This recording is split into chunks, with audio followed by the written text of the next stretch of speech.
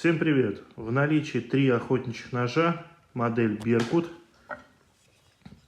сталь ХВ5 на всех, клиновидные спуски, рукоять дерева сапели, береста. Есть небольшой подпальцевый упор, отлично будет работать как по шкуре, так и разделке. Второй нож, универсальная модель, нож-вождь, тоже клиновидные спуски, сталь ХВ5, рукоять береста, дерево ясень. И третий нож, малый, клык.